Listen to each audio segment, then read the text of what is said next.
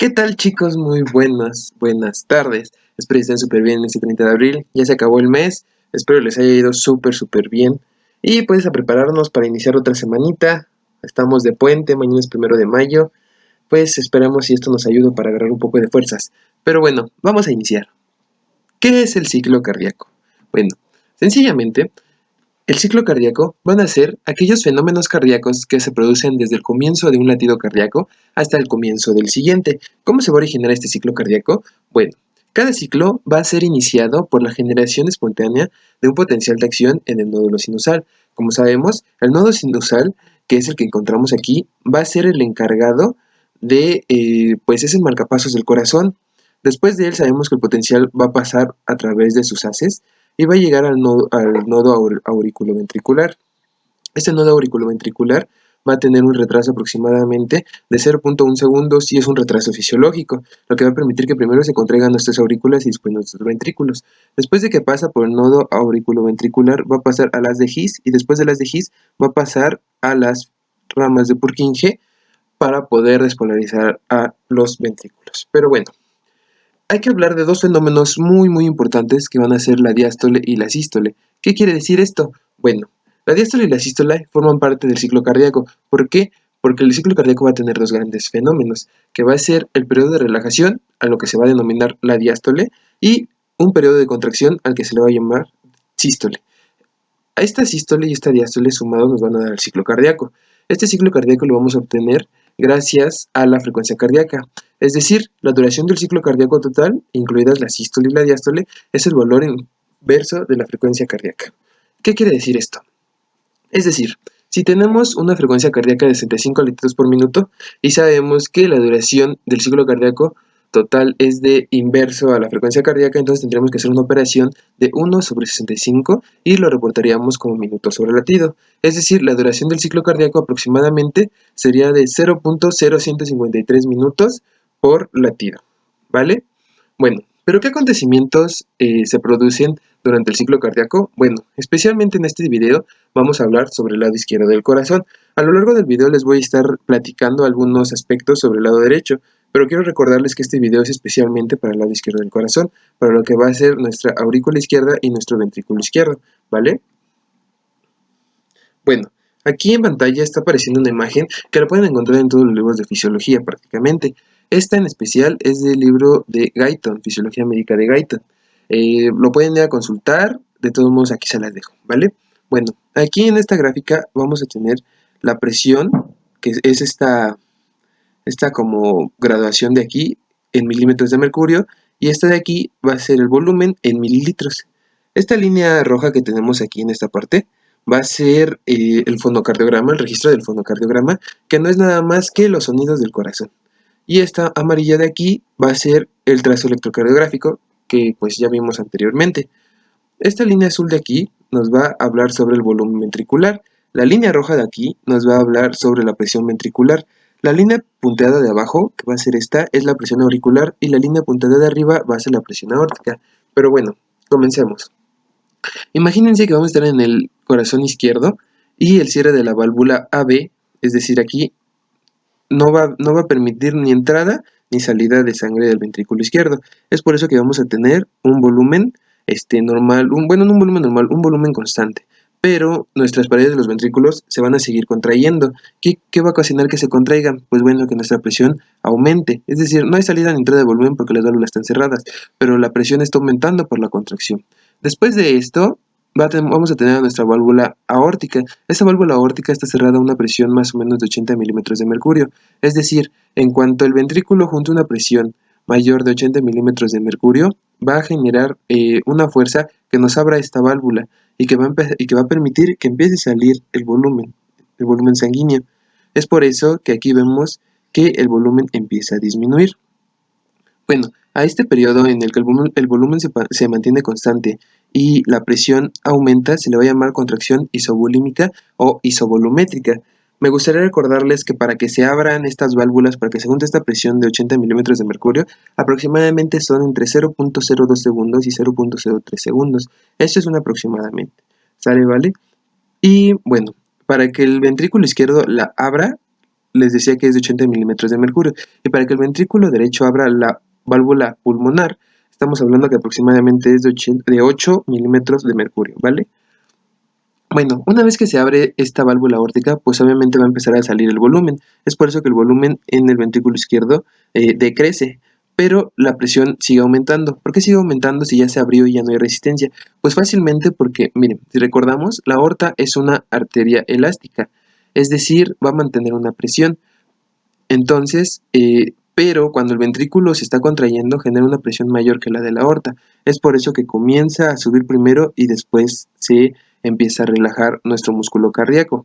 Bueno, a esta fase en donde la presión primero aumenta y después disminuye y nuestro volumen disminuye, se le va a llamar la fase de eyección. Esta fase de eyección se va a poder dividir en tercios: primer tercio, segundo tercio y tercer tercio. El primer tercio es el que le van a llamar eyección rápida. ¿Por qué? Porque se va a vaciar aproximadamente el 70% del volumen que había en el ventrículo. A los 2 tercios siguientes le van a llamar eyección lenta. ¿Por qué? Porque se va a vaciar aproximadamente el 30% para juntar el 100% que había en el ventrículo. Bueno, otra cosa que me gustaría mencionarles es que el ventrículo no se va a vaciar totalmente. Como podemos ver aquí, van a quedar aproximadamente 50 mililitros en el ventrículo. Bueno, esto quiere decir porque de toda la sangre que se acumula en el ventrículo, de ese 100% solamente se va a vaciar el 60% de la sangre y el 40% va a quedar en el ventrículo. Es decir, antes de que se abra nuestra válvula aórtica, pongan ustedes, vamos a tener 120 mililitros, ¿vale? Después de esos 120 mililitros viene la fase de eyección rápida. De ese 120 solo se va a vaciar el 70% en la eyección rápida. Estamos hablando más o menos de que llegaría calculándole como a 60-70 mililitros. Después, en los 2 tercios siguientes se va a vaciar el otro 30%, que va a ser entre 10 y 20 mililitros para llegar a 50, ¿vale? Pero no va a quedar en cero el ventrículo, ¿vale? Hay que tener esto muy claro. Entonces, de ese 100% que hay en el ventrículo, solo se va a vaciar el 60%. Y de ese 60%, el 70% se va a vaciar en el vaciado rápido y ese 30% en el vaciado lento. Bueno, ahora, les platicaba que la aorta tiene paredes elásticas que son las que van a permitir que se siga bombeando esa sangre al resto del cuerpo. Les va a ayudar un poco al corazón. Pero les platicaba que el ventrículo va a llegar a un momento en el que va a ser la presión mayor que la aorta, es decir, va a llegar a 120 milímetros de mercurio, y cuando llegue a esa presión va a empezar a relajarse las paredes del ventrículo, es decir, va a empezar a disminuir la presión del ventrículo. Es aquí cuando se va a cerrar la válvula aórtica, porque acuérdense que la válvula aórtica es una válvula unidireccional y no va a permitir que se regrese la sangre de la aorta al ventrículo izquierdo. Bueno, se va a regresar. Ajá, pero ¿por qué tenemos este pico en la presión aórtica? Bueno, porque fíjense que va a entrar una pequeña, pero una muy, muy, muy pequeña parte de la sangre que ya está mandando el ventrículo, va a regresar al mismo. Pero va a ser así mínima, porque en el momento en el que empieza a regresar, la válvula aórtica se cierra. Es por eso que hay como que este pico de presión. ¿Sale, vale?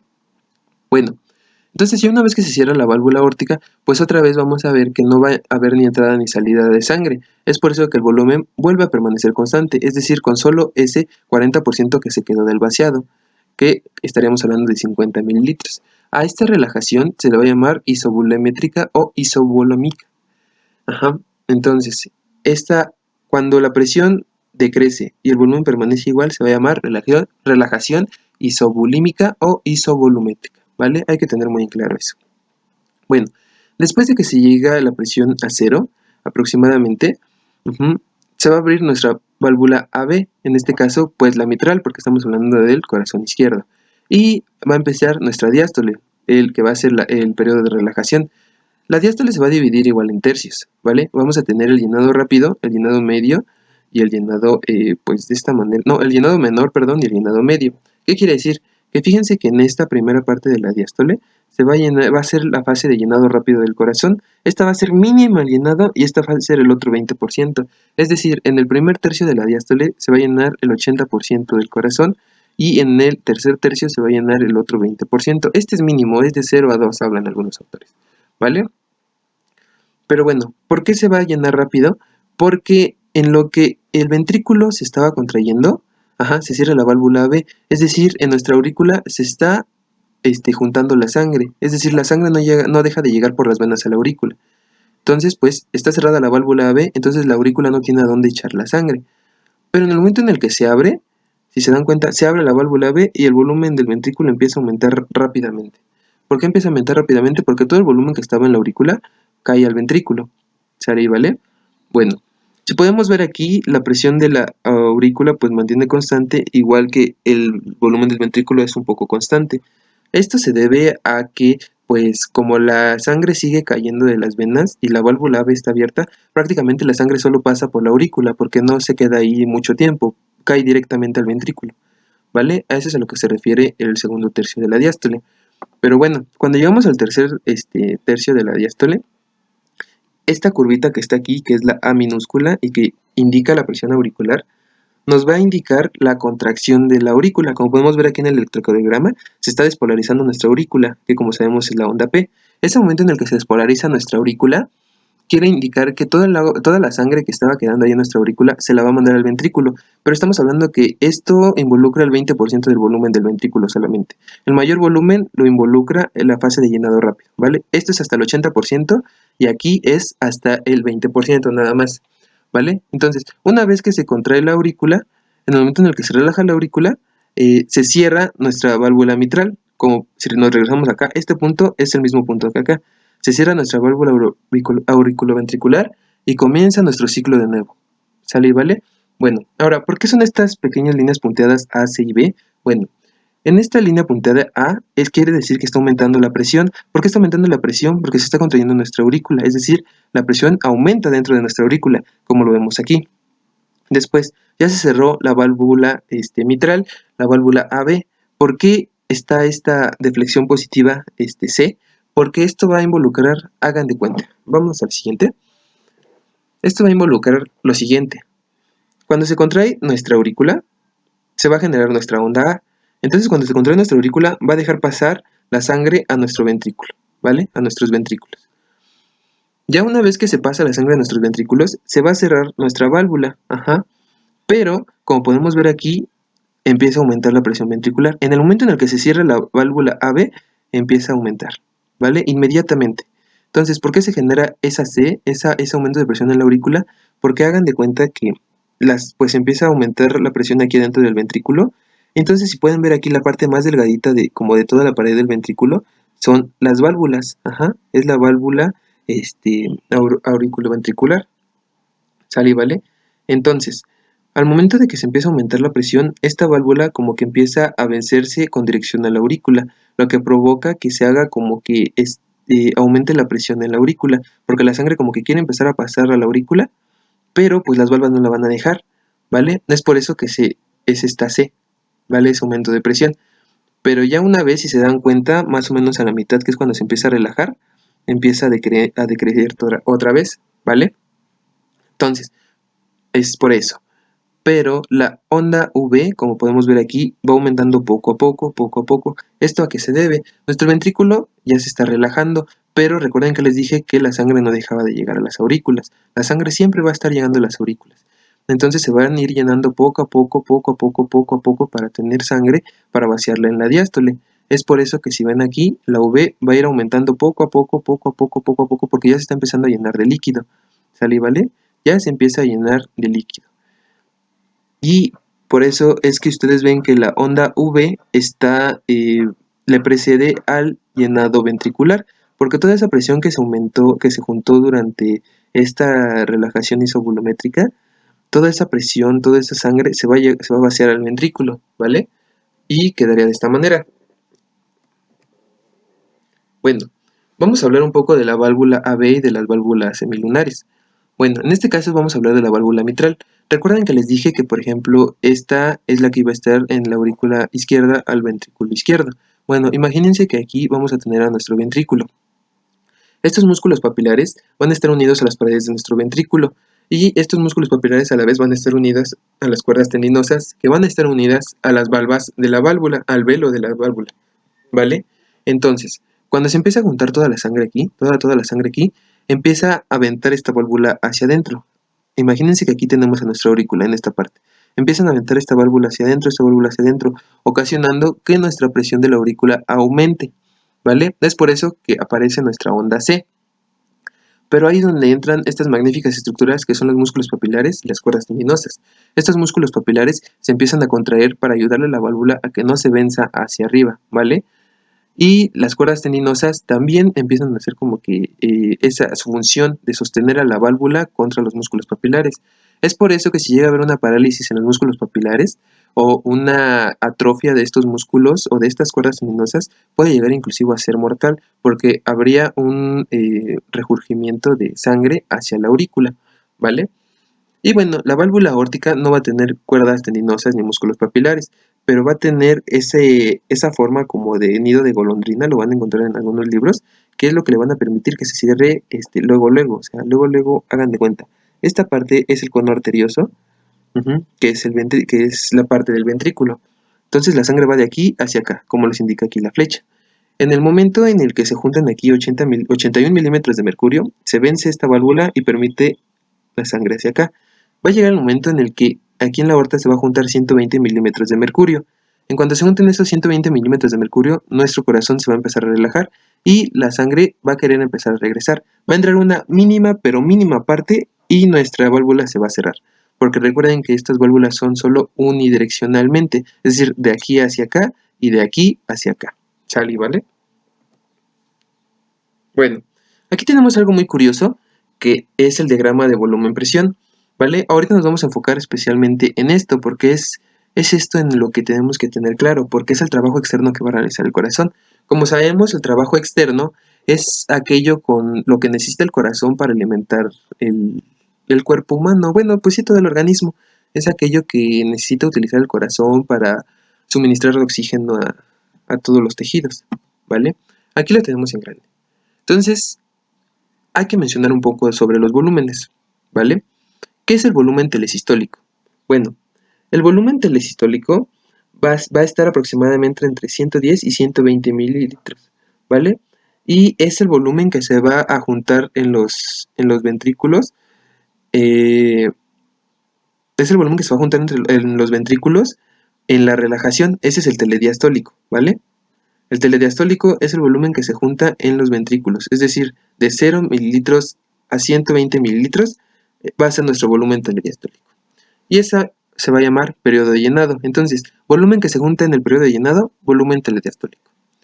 Como vemos, sobre nuestro periodo de llenado nos aumenta el volumen, pero no aumenta la presión. La presión aumenta muy poco, pero muy poco. Después, la válvula mitral se cierra, es decir, ya no está viendo ni entrada ni salida. La válvula mitral se cierra y el volumen ya no aumenta, como podemos ver aquí, pero la presión es la que empieza a aumentar.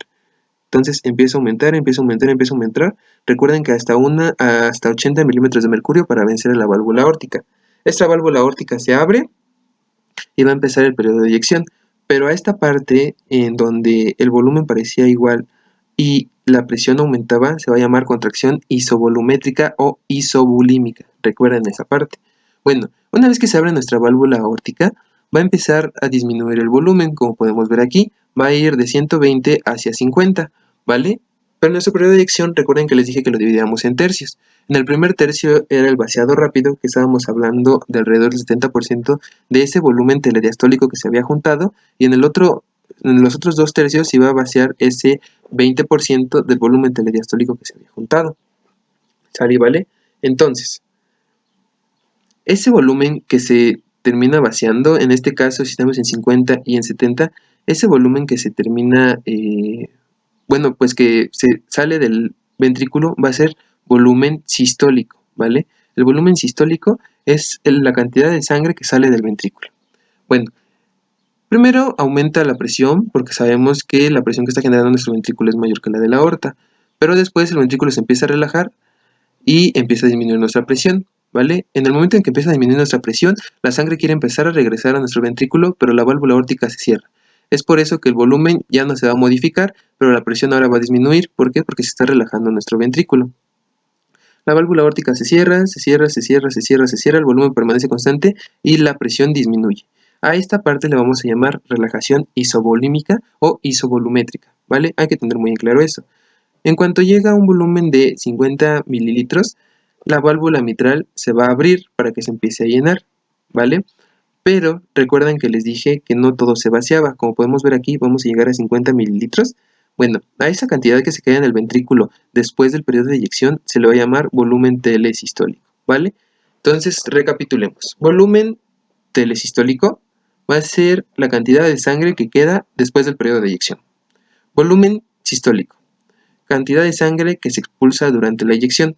Volumen telediastólico, cantidad de sangre que queda después del periodo de llenado. ¿Sale y vale? Contracción isovolumétrica. Es cuando el volumen permanece constante, pero la presión aumenta. Y relajación isovolumétrica. El volumen permanece constante y la presión desciende, ¿vale? Periodo de eyección. Se divide en tercios. En el primer tercio es el volumen de eyección rápido, que es hasta en un 70%, y en los otros 2 tercios es el volumen de eyección lenta, que está hasta en un 30%. El periodo de llenado también lo vamos a dividir en tercios. En el primer tercio se refiere al volumen de llenado rápido, que se va a llenar hasta en un 80% el ventrículo, y en los otros 2 tercios se va a llenar el otro 20%, ¿vale? Bueno chicos, espero les haya gustado este video. Ya hemos terminado hasta aquí. Espero y pues les haya sido útil. Como ven, estamos utilizando pues nuevo formato de video. Espero les guste. Dejen ahí sus recomendaciones, si prefieren este formato o prefieren el otro. También si notaron algún error ahí en el video, pues mándenos mensaje y pues con mucho gusto lo corregiremos. Me gustaría también recordarles que pues tenemos correo que es codificandotuconocimiento@gmail.com y nuestra página de Facebook, búsquenos como @codificando318. Espero les haya servido este video y pues ya saben, esta página está hecha para ustedes y pues manden ahí algún tema, alguna dificultad que tengan y pues con mucho gusto se las explicaremos. Eso es todo de mi parte, espero les haya servido. Hasta luego.